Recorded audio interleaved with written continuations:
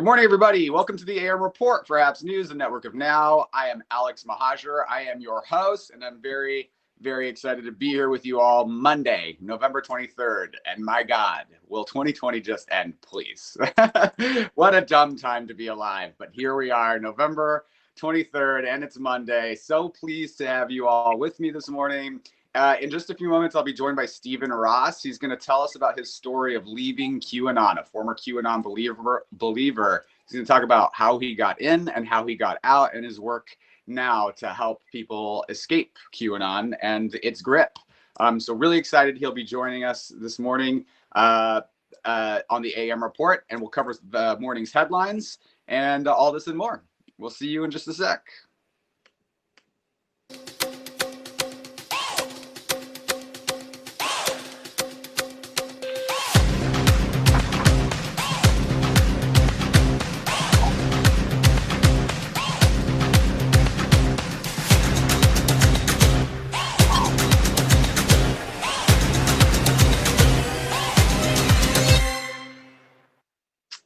Good morning, everybody. All right. So in just a few moments, I'll be joined by Stephen Ross to talk about QAnon, how he got in, how he got out.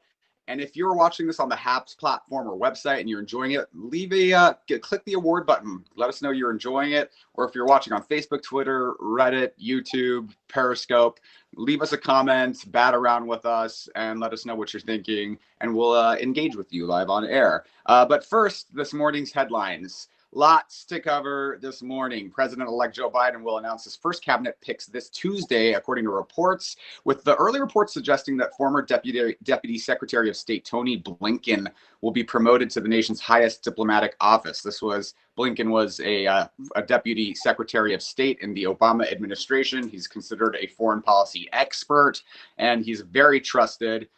So many Democrats are celebrating the decision as being a great choice on the international stage.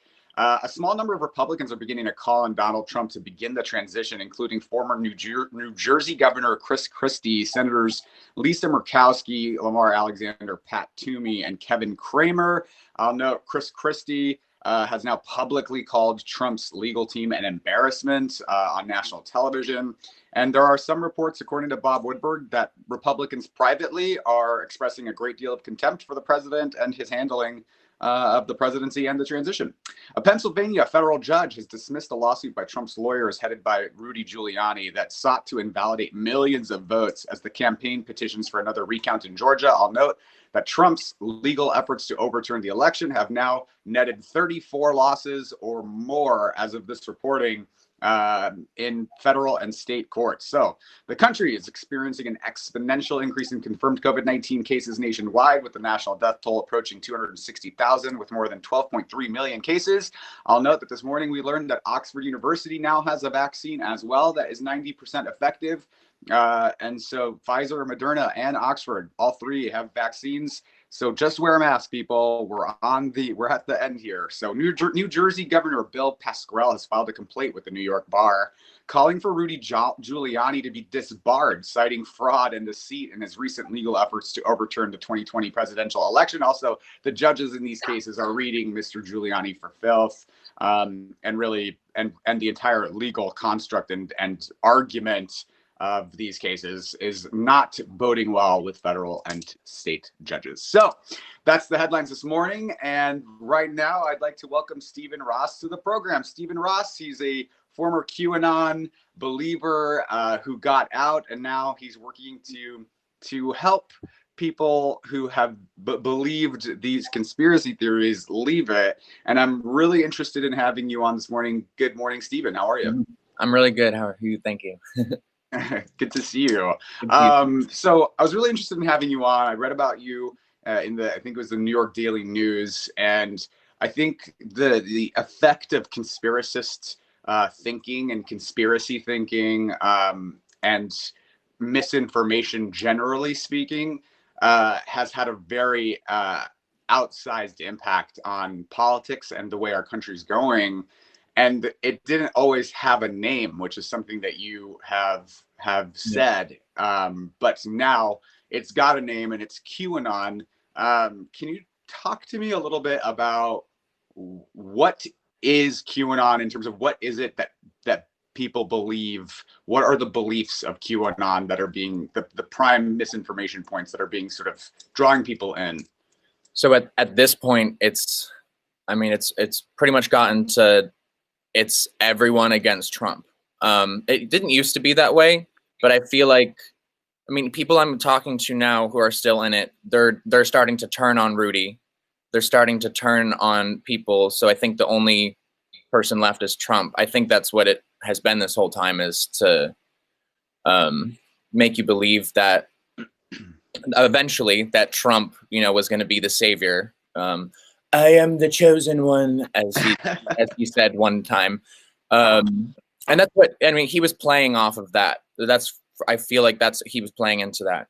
But the way I got sucked in was, algorithms on the internet. It's like anxiety porn or something. It's just, it gets worse and worse, and you start finding out all of these things about our government and that are just flat out not true. And if I had really, really researched, then I would be able to realize, I would have found out, well, maybe this doesn't make so much sense. Maybe this is illogical.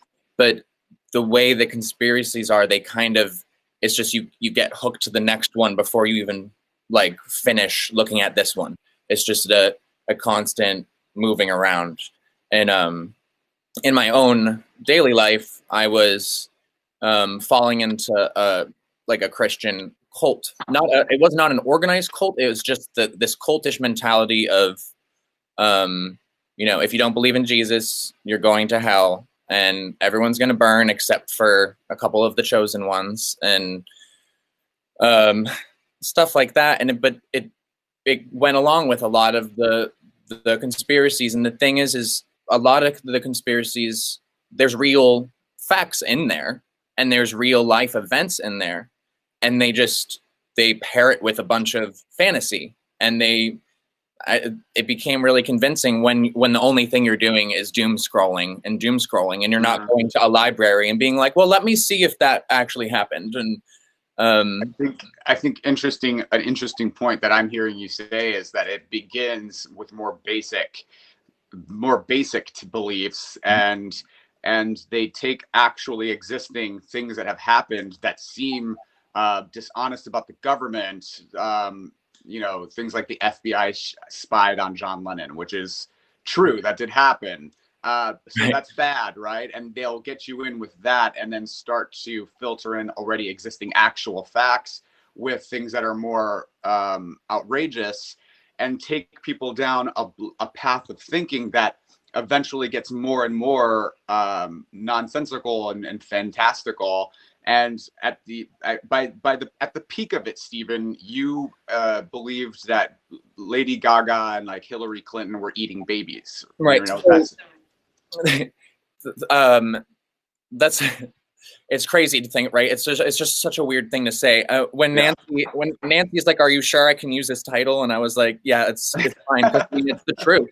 I wasn't sitting there thinking about the actual them, sitting there going nom nom nom. But there was this artist, Marina Abramovich, held an event in Hollywood. It was a spirit cooking event, and it was like this, I think, this cathartic event for celebrities to kind of face death and get over trying to be youthful forever. So she had a bunch of cakes that looked like people, and all these celebrities are eating, cakes that look like dead people, and they're very realistic. So I think that was the thing that I'm sure that kind of, I saw those pictures, I saw Gaga with a spoon in someone's stomach. And I feel like at a certain point, I even forgot about those pictures and that thing. It had I was just reading stuff. And then that subconsciously was justifying what I was thinking. But yeah, I was a little monster. In 2009, I met Gaga. I went to my mom and we'd gone to her concert. She's an amazing, lovely human being who couldn't hurt a fly. And, but at a certain point, gave up everything I loved. You know, I stopped listening to music. I stopped listening to anyone, and that's it. The conspiracies, they try to push you away from artists, and they try to push you away from intellectuals, because they're dangerous. Wow. Because they can like get you out of it. You know, they can be like, wow, that stuff's crazy. It sounds a lot like how cults will isolate people from influences in their lives that might have an impact on preventing them from going fully into it, or subscribing to some of its more outrageous tenets. And then the more that you become isolated from those positive influences, and I was also at that Gaga concert in 2009. So I think I think what I'm hearing say is like the continued pattern of isolationism allows for the more outrageous stuff to really permeate, and people really start to believe it, and then it becomes like pack mentality thinking that just gets worse and worse. Yeah. And you don't have the ability to step outside of yourself and look at it objectively because you're in it. And so I can appreciate how it might be hard for people on the outside to understand how it could get that way. Right. But I do have a question from a viewer that I wanted to pose to you. Where did you go? Oh gosh. All right. The question was something like, do you think that having an evangelical background or a religious background? Oh, here we go. It's asking, the user is asking if you've ever been involved in any other cults throughout your life. I know that you haven't, but I think they're trying to understand how this could happen. Also, do you lean towards evangelical thoughts or beliefs which may have been have made this transition easier? Asks Apprehensive Fly. Apprehensive Fly. Apprehensive Fly. Thank you for landing on my. I think. Sorry. Now I forgot the question because I was trying to be funny. No. You can't do both. You can't be funny and thoughtful. Right. So I had an apartment fire in Massachusetts. That's why I ended up moving from Massachusetts to Pennsylvania. I lost everything. And my boyfriend at the time, I ended up moving to Pennsylvania with him and his family. And his cousins, they weren't in a cult, but their church was very cult-like. And so I was living in Pennsylvania, and slowly his cousins, were trying to separate Austin and I from each other. Like basically tell us like homosexuality is bad. Like you two aren't bad, but you can't be together. God doesn't want you together, and stuff like that. And they're telling us, what God wants for us, and yada yada. And eventually, after going to church together and stuff, I remember I was actually singing at a church, and they waited like probably about 4 months that I was singing there to tell me that I needed to become straight if I wanted to keep singing for them. It wasn't that they didn't phrase it like that. I don't know what they said. Denounce my sexuality. I'm not sure. So that was what I was going through in life. Like they were. It wasn't like a cult. Like it was. I mean, there was a Catholic church. There was a non-denominational church. It was actually a non-denominational church, a really like hipster church with like lights and music and fog machines that told me that like I was, I needed to change. I feel like the church at the time, like there was a First Presbyterian church that I was going to. They, I think, were kind of catching on to the fact that Austin and I were looking at weird stuff. Because Austin and I were looking at this stuff together. My ex and I, we were like, just bouncing off of each other. It was like a feedback loop of conspiracies, and he was really on fire for God, as say. So it was just like, yeah. But it was a really depressing time for me. And eventually he broke up with me. He now has 2 kids with a wife. He got, oh yeah, like he broke up with me at 21 years old and turned around and got a girl pregnant. And the thing is, it's just like, it's shocked the whole family. They don't know what's wrong with him. I mean, it's been a lot. He's completely cut off from their family. So he's still, but I don't think, I have a hard time he'd be believing in the QAnon stuff now. I have a hard time. I feel like now it's so aggressive and so disgusting that it's hard to even look at for more than like you can't. And I feel like, yeah, I don't know. I don't know where I'm going with that. I'd hope I kind of answer your question. It softened me up for this stuff for sure. It helped justify the Earth being flat, for one. Like that flat Earth theory, I don't know if Q still like deals with that, but that was really heavy online. And the fact that me, a science nerd, and I loved Mars, the fact that I started to really in my, like, I don't know if I ever believed it deep down, but it was enough to start like ruining my life and my mental health. You know, because I was just like, why the F does anything matter if I've been, you know, lied to my whole life and the Earth is actually flat and we're all just going to go up in flames in 5 years? Like, which we might Steven, anyway. We've got a couple user comments, and you know, a famous jester never thought a cult like MAGA and Q would sweep so strongly through America.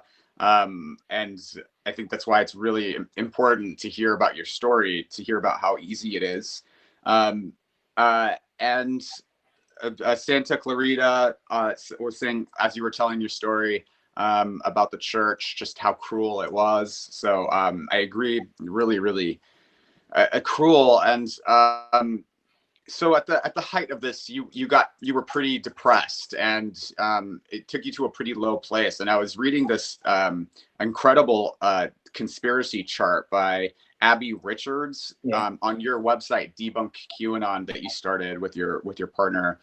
And it talks about the progression of the conspiracy theories. Like, it starts with stuff that's real, like COINTELPRO, you know, the NSA's mass surveillance techniques, and then it starts to get more, it starts to enter the realm of the questions that we have about things that we don't have answers to, like UFOs, Jeffrey Epstein's death, like what exactly happened there. It's starting to enter that territory where there's no evidence, or we're not sure, but we have questions. And then it starts to get more pervasive. Science denial is the next step. Crop circles, the Loch Ness monster, Elvis still being alive, stuff that's innocuous, but that there's no evidence of.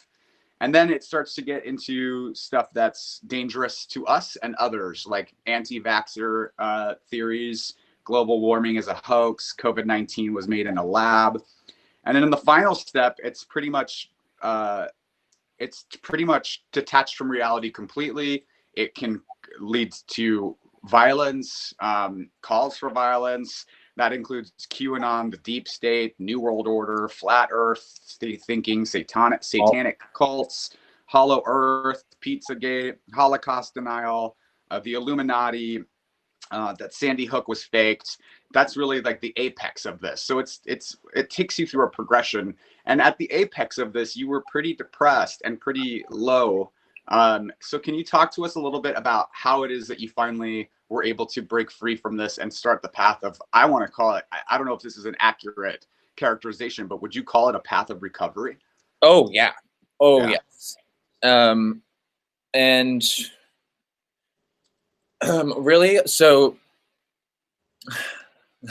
I don't know what would have happened to me, honestly, if I didn't have my parents, the parents that I do, because that makes me cry. Yeah, because I was in a very bad place in Pennsylvania. I was because Austin and I had broken up because, you know, we can't be gay anymore. So I was in this log cabin all by myself, and I was really depressed. It was random that it's a log cabin, but it was this abandoned property pretty much in the middle of nowhere. And so I was in the middle of nowhere, and just stewing, well, you know, with all these terrible negative thoughts. But my parents had come out to visit me over the summer and of 2017. So this is like early summer, and they had a camper. They parked it in my front yard, and I remember the look on my mom's face when she saw me. Just like it was like, uh-oh, it's not. This doesn't look like you. But we hung out that for a week that week, and I was just really not myself. You know, I didn't have anything that I wanted to talk about, because everything, you know, in my opinion, the way I saw it, the world was pointless. Everything's pointless, and everyone's evil, and you know, just like, and I could never help everyone, you know, see that or believe that. So then, like, there was just no point, and I should just continue to live in this abandoned log cabin in the middle of nowhere. But they basically gently forced me to move to Texas. So my sister was living in Austin, Texas, and she had broken up with her boyfriend, and she needed a roommate to afford the place she was at, and so I ended up moving down here and moving in with her, and I got a job at Torchy's Tacos. If you're from Texas, you'll know Torchy's.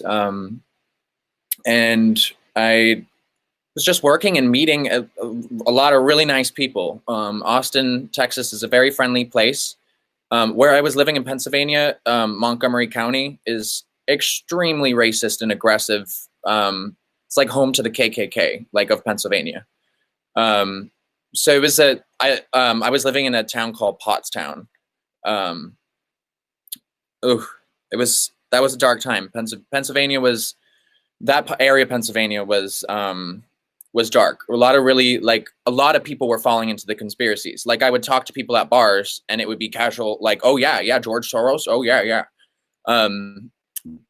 But so not get too distracted. I got to Texas, and I got distracted by work and by my sister. I hadn't seen her physically in, I think, a little over 5 years.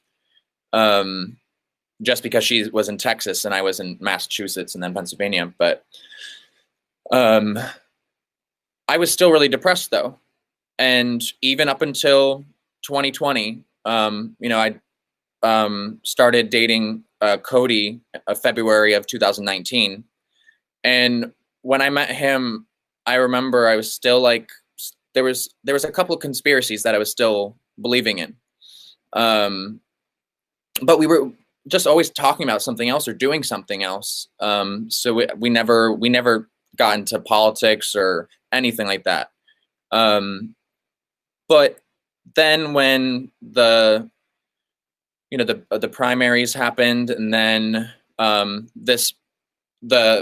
all the Democrats running for president, and all the political noise that started happening again, I started started paying attention to that. And I think that's like, and then having Cody next to me, who's, you know, real smart guy and definitely not going to get pulled into a cult anytime soon, to have him there with me, just like acknowledging these people as like human beings and stuff. Like, I think that was like a first step, is just being around people who aren't demonizing everyone. But then honestly, it wasn't until, so I was on Twitter, and I saw someone kind of not bullying, but kind of being hard on like QAnon people. Like, how can they believe in this stuff? They must just be so stupid. And I was like, hey, I mean, I'm not the smartest person, but I'm also not stupid.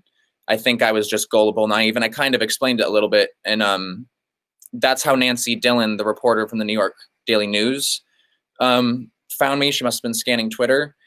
And so I talked to Nancy over the course of 3 days.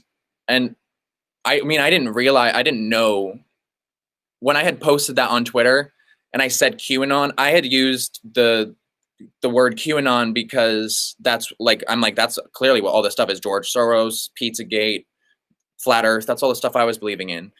And so I made that post, but talking to her over the course of 3 days, that's kind of what unraveled everything. That was like me, and which she's a reporter, but she was like a therapist at that point. Like, it was Cody has been my therapist for the past. Don't use your partner or significant other as your therapist. Just saying. Go get an actual therapist. It'd probably work out much better. We're doing great, but it's been rough for him because I was just unraveling mentally. But yeah, like you have to. Oh, no, I lost audio.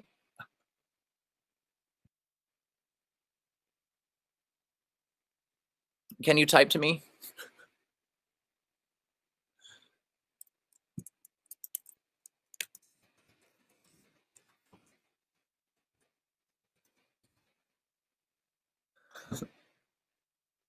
You can still hear me. Okay. We can call it deprogramming. I think, and it's going to take a massive deprogramming. And thank you for sharing your story. Santa Clarita says we hear you. Programming, and so some support from viewers. QAnon. Carmen Adams is asking, does QAnon believe that the virus is fake? See, it's fake when it needs to be fake, and it's real when it needs to be real. That's what I was wondering, like talking to one of the people I'm going back and forth with in email right now, is I'm like, so he believes it's real. So that's good. And I told him, I was like, I was putting it in his terms. I was like, so I believe Jesus is back, and what would he do? He would ask us to love God and love thy neighbor. And if we want to love thy neighbor right now, wear thine mask and don't kill thy neighbor. I think that's, I don't know. So pretty common sensey type stuff. Right. But the thing is, even like if they believe in what they believe in, if they believe, I think that somewhere Christianity is in there. But if they believe that, this is the Great Awakening and Jesus is coming back and is going to get rid of all the pedophiles, like, I don't know. I feel like you should believe in all the other stuff that the Bible says too, which is love thy neighbor. And I don't know. We could do a lot more of that and stop arguing over Loch Ness monsters. Right. Stephen, I want to thank you for joining the program and telling your story. I think this is I think very intelligent people who might otherwise be very affluent or members of society, contributing to members of society, productive members of society, get sucked into this. And I think it preys on people's vulnerabilities. And I think your story is one that has happened to many people. And I'm really grateful that you were able to get out and had the resources. And what I'm hearing you say is that the answer was connection. Connection to other people was what began you down the path. And then it was up to you to start asking the questions and deprogramming and really at the end of the day, breaking free from anything that has power over us involves connection to others and doing the work ourselves. So I think it is, you deserve huge commendation and support for going through this and then desiring to help others. I really commend you for that. I think it's really touching, and I really appreciate you coming on the program. Mark Goldman says, very interesting to hear your story. Thanks for coming on. Thanks for joining, Mark. And so, Stephen, you want to help others. Tell us where people can find you if they have questions for you or want to bat around with you about QAnon. So I have the website, but I'm at Steneros on everything, which I can just type that down there, right? You can type it in the comments. And people will see. So Stephen Neil Ross is my email. Stephen.neil.ross, and Neil is spelled Neil. I have 3 first names. Stephen Neil Ross.